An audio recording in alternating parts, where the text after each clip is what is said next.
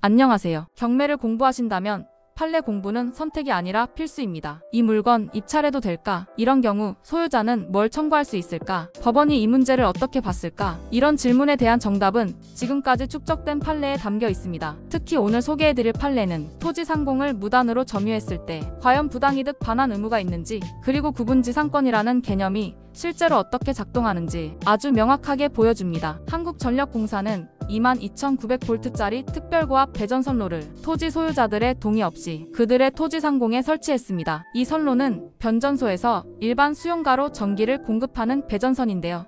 문제는 이 전선 때문에 해당 토지에 건물 신축 등 이용이 심각하게 제한된다는 점이었습니다. 이에 대해 토지 소유자들은 우리 땅 상공을 무단으로 썼으니 그에 대한 임료를 달라며 부당이득 반환 청구 소송을 제기한 것입니다. 대법원은 이렇게 판단했습니다. 해당 전선은 배전선이지만 전기설비기술 기준상 전압 기준으로만 이격거리가 정해지며 송전선이든 배전선이든 법적 제한은 동일하다고 봤습니다. 즉, 전선으로 인해 토지 사용이 제한되었고 이는 구분지상권에 해당하므로 그만큼의 임료 상당액은 부당이득으로 반환해야 한다는 것입니다. 이 말은 곧 전선이 땅 위로 지나가기만 해도 그에 따른 제한이 명확히 존재한다면 그 사용 대가를 물어야 한다는 판례적 기준을 세운 것입니다. 토지 소유자들은 해당 토지를 농지로만 이용해왔습니다. 그런데도 과연 손해가 인정될까요? 대법원은 그렇다고 보았습니다. 이유는 간단합니다. 현실적으로 농지로만 썼더라도 상공에 전선이 있어 건물을 지을 수 없다는 점에서 그 경제적 가치가 제한된 것이며, 이는 곧 손해가 발생한 것으로 보는 것이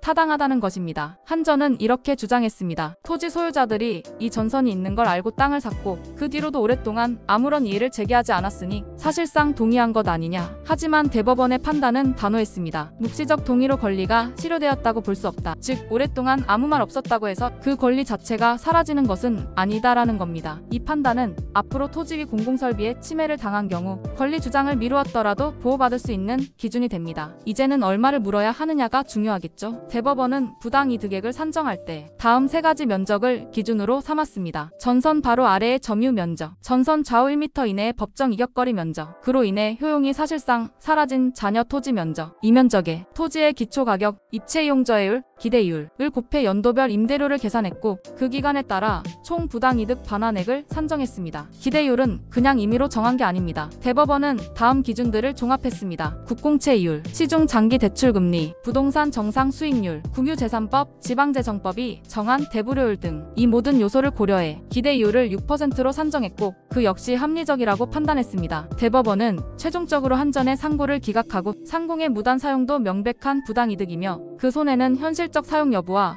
상관없이 인정된다는 기준을 확립했습니다. 이 판례는 2005년에 선고된 대법원 판결입니다. 즉, 오늘날과는 물가나 부동산 시세, 그리고 이격거리 기준, 적용 방식 등에서 일부 차이가 있을 수 있다는 점을 감안하고 해석할 필요가 있습니다. 하지만 그럼에도 불구하고 이 판례는 여전히 우리에게 두 가지 중요한 기준을 제시합니다. 첫째, 땅 위 상공도 재산권의 영역이다. 둘째, 무단 사용은 부당이득 책임으로 이어진다. 이러한 기준은 공공설비와 민간 권리가 충돌하는 상황에서 앞으로도 반복적으로 적용될 수 있는 실질적 해석 기준이 될 것입니다. 오늘 영상이 도움이 되셨다면 구독과 좋아요 그리고 댓글로 함께 판례 공부해주세요. 감사합니다.